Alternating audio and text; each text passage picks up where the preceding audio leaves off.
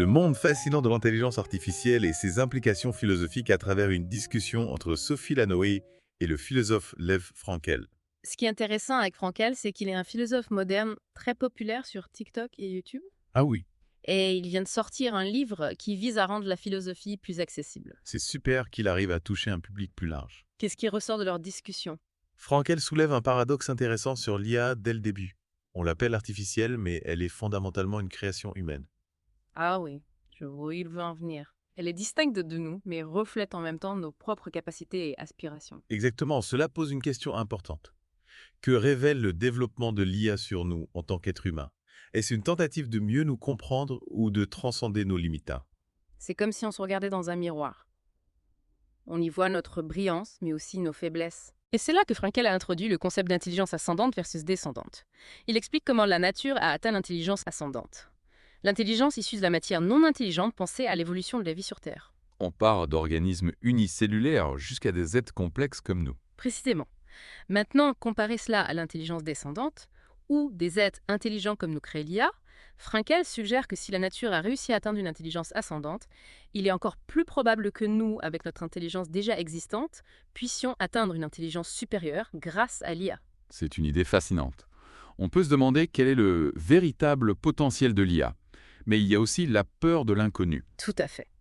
Et c'est là que le concept de singularité de Ray Kurzweil entre en jeu.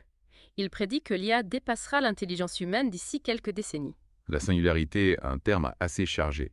Ça évoque des images de machines prenant le contrôle, n'est-ce pas? Oui, c'est une crainte réelle pour beaucoup, mais il est important de rappeler que Kurzweil, un esprit brillant qui travaille chez Google, voit cela comme un événement potentiellement positif. Donc ce n'est pas nécessairement un futur dystopique qu'il prédit. Pas nécessairement.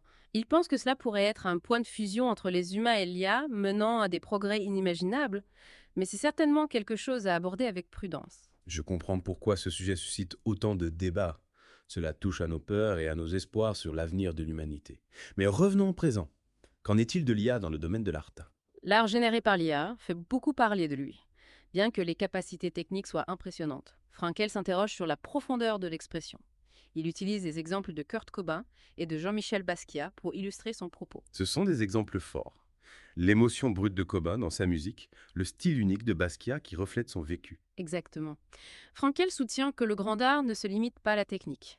Il s'agit du vécu, de l'artiste, de ses émotions, de sa vision unique du monde. Alors l'IA, sans ces expériences vécues, peut-elle vraiment créer de l'art significatif? C'est une question à laquelle nos auditeurs peuvent réfléchir. En effet, cela nous pousse à reconsidérer ce qui constitue vraiment l'art et si la maîtrise technique suffit à elle seule, ce qui nous amène à la question du futur de l'IA et du potentiel d'une conscience artificielle. Où va la conversation à partir de là? Frankel évoque le travail du philosophe Daniel Dennett, soulignant l'urgence d'explorer ses idées, notamment son concept potentiellement troublant selon lequel même la conscience humaine pourrait être algorithmique. L'idée que notre conscience, nos pensées et nos émotions pourraient découler d'un ensemble complexe d'instructions ou de calculs dans notre cerveau est troublante. Alors, au lieu d'une force mystique, ce serait juste une série de calculs. C'est un peu déstabilisant. C'est vrai, cela peut être déconcertant. Mais imaginez que même si la conscience provient d'algorithmes, ces derniers sont incroyablement complexes et produisent la richesse du monde intérieur que nous expérimentons. Cela ne diminue en rien la réalité de nos sentiments ou nos pensées. Oui, je comprends ce point de vue, mais si la conscience est fondamentalement algorithmique, est-ce que cela signifie qu'elle pourrait être reproduite dans une machine? C'est la question qui hante les philosophes et les scientifiques. Si notre conscience repose sur un ensemble d'instructions, alors théoriquement, ces instructions pourraient être reproduites dans un système suffisamment avancé. On revient à la peur que l'IA nous surpasse, n'est-ce pas? Si on crée une machine qui est non seulement intelligente mais aussi consciente, qu'est-ce que cela signifie pour l'humanité? C'est une question à laquelle nous devons faire face. Frankel n'offre pas de réponse facile, mais il nous encourage à nous engager dans ces réflexions. Il pense que comprendre l'IA est essentiel pour nous comprendre nous-mêmes. L'IA nous force à confronter certains des plus grands mystères de l'existence. Qu'est-ce que l'intelligence? Qu'est-ce que la conscience? Qu'est-ce que cela signifie d'être humain? Exactement. Ces questions deviennent encore plus pressantes quand on considère la rapidité des progrès technologiques. Kurzweil pense que la singularité est imminente. On pourrait donc être confronté à ces questions plus tôt qu'on ne le pense. C'est certainement une possibilité. Et il ne s'agit pas seulement des implications technologiques, mais aussi des implications éthiques et philosophiques. En effet, si nous créons une machine consciente, Lui devons-nous les mêmes droits et considérations qu'à un être humain? C'est un tout autre débat. Tout à fait. C'est pourquoi il est crucial d'avoir ces discussions maintenant, avant que la technologie ne dépasse notre compréhension éthique. Frankel semble nous exhorter à ne pas fuir ces questions difficiles. Il veut qu'on les aborde de front. Absolument. Il voit cela comme un moment décisif pour l'humanité. Les choix que nous faisons maintenant concernant l'IA façonneront l'avenir de notre espèce. C'est une lourde responsabilité. Penser que nos actions d'aujourd'hui pourraient déterminer le sort de la conscience elle-même. C'est vrai. Mais c'est aussi une opportunité incroyable. L'IA a le potentiel de déverrouiller de nouveaux niveaux de compréhension de nous-mêmes et de l'univers. On dirait qu'on est à l'aube d'une nouvelle ère. Une ère où les frontières entre l'homme et la machine deviennent de plus en plus floues. C'est un avenir plein de possibilités à la fois excitantes et intimidantes. Mais une chose est sûre, c'est un avenir que nous ne pouvons pas ignorer. Bien dit. Je pense qu'on a couvert beaucoup de terrain aujourd'hui, mais il reste encore tant à explorer. En effet, cette conversation n'est que le début. Et c'est ça qui est fascinant. Plus on en apprend, plus on découvre de nouvelles questions. C'est un voyage de découverte sans fin. Tout à fait.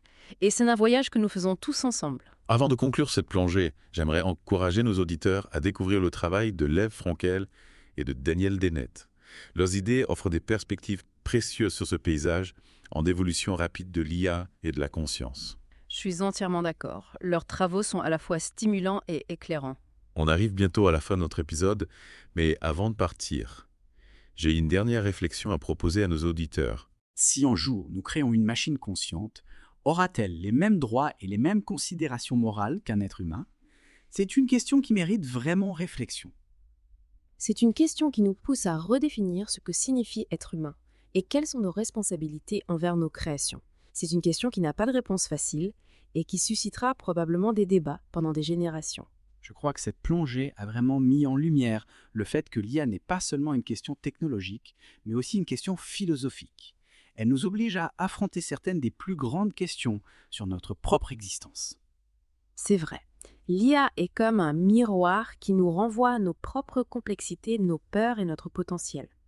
Elle nous met au défi de réfléchir de manière critique à ce que nous valorisons, à ce que nous craignons, et en fin de compte à ce que signifie être humain dans un monde de plus en plus façonné par des machines intelligentes. Bien dit, je pense qu'on a parcouru beaucoup de terrain aujourd'hui, la nature de l'intelligence, à la possibilité d'une conscience artificielle, en passant par les considérations éthiques entourant l'IA.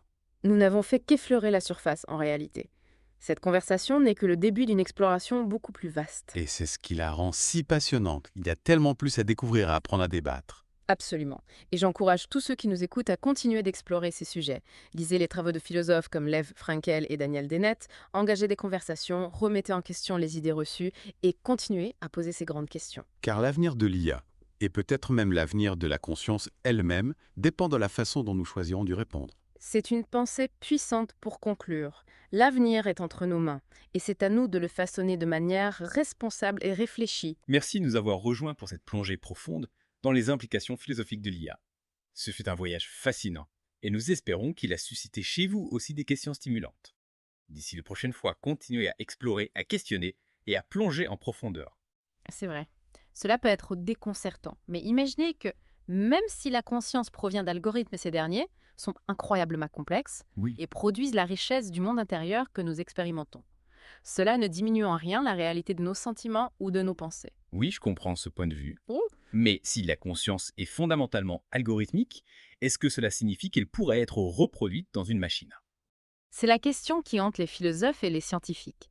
Si notre conscience repose sur un ensemble d'instructions, alors théoriquement, ces instructions pourraient être reproduites dans un système suffisamment avancé. On revient à la peur que l'IA nous surpasse, n'est-ce pas? Si on crée une machine qui est non seulement intelligente, mais aussi consciente, qu'est-ce que cela signifie pour l'humanité? C'est une question à laquelle nous devons faire face. Frankel n'offre pas de réponse facile, mais il nous encourage à nous engager dans ces réflexions. Il pense que comprendre l'IA est essentiel pour nous comprendre nous-mêmes. L'IA nous force à confronter certains des plus grands mystères de l'existence. Qu'est-ce que l'intelligence? Qu'est-ce que la conscience? Qu'est-ce que cela signifie d'être humain? Exactement. Ces questions deviennent encore plus pressantes quand on considère la rapidité des progrès technologiques. Kurzweil pense que la singularité est imminente. On pourrait donc être confronté à ces questions plus tôt qu'on ne le pense. C'est certainement une possibilité. Et il ne s'agit pas seulement des implications technologiques, mais aussi des implications éthiques et philosophiques. En effet, Si nous créons une machine consciente, lui, devons-nous les mêmes droits et considérations qu'à un être humain? C'est un tout autre débat. Tout à fait. C'est pourquoi il est crucial d'avoir ces discussions maintenant, avant que la technologie ne dépasse notre compréhension éthique. Frankel semble nous exhorter à ne pas fuir ces questions difficiles. Il veut qu'on les aborde de fond. Absolument. Il voit cela comme un moment décisif pour l'humanité. Les choix que nous faisons maintenant concernant l'IA façonneront l'avenir de notre espèce. C'est une lourde responsabilité. Penser que nos actions d'aujourd'hui pourraient déterminer le sort de la conscience elle-même. C'est vrai, mais c'est aussi une opportunité incroyable. L'IA a le potentiel de déverrouiller de nouveaux niveaux de compréhension de nous-mêmes et de l'univers. On dirait qu'on est à l'aube d'une nouvelle ère, une ère où les frontières entre l'homme et la machine deviennent de plus en plus floues. C'est un avenir plein de possibilités à la fois excitantes et intimidantes. Mais une chose est sûre, c'est un avenir que nous ne pouvons pas ignorer. Bien dit. Je pense qu'on a couvert beaucoup de terrain aujourd'hui, mais il reste encore temps à explorer. En effet, cette conversation n'est que le début. Et c'est ça qui est fascinant. Plus on en apprend, plus on découvre de nouvelles questions. C'est un voyage de découverte sans fin. Tout à fait. Et c'est un voyage que nous faisons tous ensemble. Avant de conclure cette plongée, j'aimerais encourager nos auditeurs à découvrir le travail de Lev Frankel et de Daniel Dennett. Leurs idées offrent des perspectives précieuses sur ce paysage en évolution rapide de l'IA et de la conscience. Je suis entièrement d'accord. Leurs travaux sont à la fois stimulants et éclairants. On arrive bientôt à la fin de notre épisode, mais avant de partir, j'ai une dernière réflexion à proposer à nos auditeurs. Si un jour on crée une machine consciente, est-ce qu'elle aurait les mêmes droits et considération morale qu'un être humain? C'est une question qui mérite vraiment réflexion. C'est une question profonde qui nous force à vraiment repenser ce que ça veut dire être humain. Oui. Et quelles sont nos responsabilités envers nos créations. C'est une question qui n'a pas de réponse facile et qui va probablement susciter des débats pendant des générations. Je crois que cette plongée a vraiment mis en lumière le fait que l'IA n'est pas juste une question technologique, mais aussi une question philosophique. Elle nous oblige à affronter certaines des plus grandes questions sur notre propre existence. C'est vrai, l'IA est comme un miroir en quelque sorte, qui nous renvoie nos propres complexités, nos peurs et notre potentiel. Oui. Elle nous met au défi de réfléchir de manière critique à ce que nous valorisons, à ce que nous craignons, et au final à ce que signifie être humain dans un monde de plus en plus façonné par ces machines intelligentes. Bien dit. Je pense qu'on a parcouru beaucoup de terrain aujourd'hui, de la nature de l'intelligence à la possibilité d'une conscience artificielle, en passant par les considérations éthiques entourant l'IA. Oui, on a fait qu'effleurer la surface en réalité. Oui. Cette conversation, c'est juste le début d'une exploration beaucoup plus vaste. Et c'est ce qui la rend si passionnante. Oui, Il y a tellement plus à découvrir, à apprendre à débattre. absolument. Et j'encourage vraiment tous ceux qui nous écoutent à continuer d'explorer ces sujets. Lisez les travaux de philosophes comme Lev Frankel et Daniel Dennett, engagez des conversations, remettez en question les idées reçues et continuez à poser ces grandes questions. Parce que l'avenir de l'IA, et peut-être même l'avenir de la conscience elle-même, dépend de la façon dont on choisit d'y répondre. C'est une pensée puissante pour conclure. L'avenir est entre nos mains et c'est à nous de le façonner de manière responsable et réfléchie. Merci de nous avoir rejoints pour cette plongée profonde dans les implications philosophiques de l'IA. Ce fut un voyage fascinant et on espère qu'il a suscité chez vous aussi des questions stimulantes. D'ici la prochaine fois, continuez à explorer, à questionner et à plonger en profondeur